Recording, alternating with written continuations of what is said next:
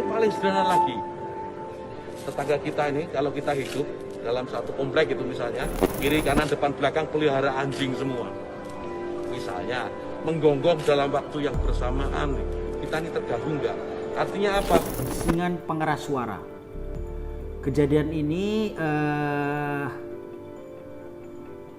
ketika diwawancara oleh wartawan tentang surat edaran nomor 05 tahun 2022 tentang pedoman penggunaan pengeras suara di masjid dan musola dalam kunjungan kerja di Pekanbaru.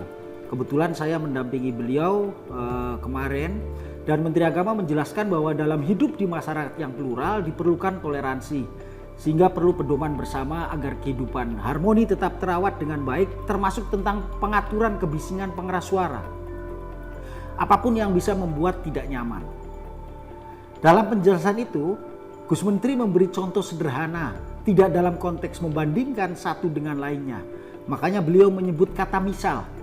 Yang dimaksud Gus Yakut adalah misalkan umat Islam tinggal sebagai minoritas di kawasan tertentu di mana masyarakatnya banyak memelihara anjing.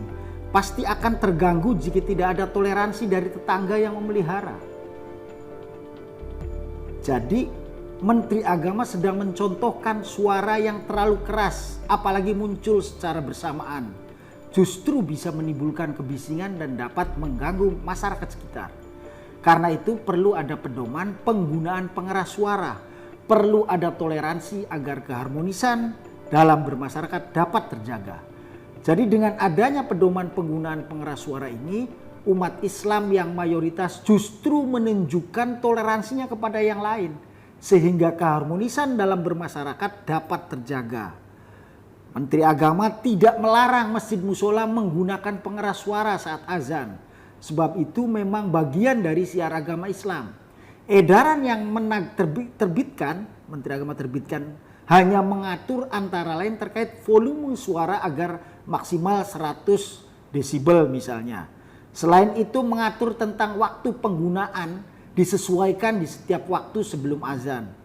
Dan pedoman seperti ini sudah ada sejak tahun 1978 dalam bentuk Instruksi Direktur Jenderal Bimbingan Masyarakat Islam.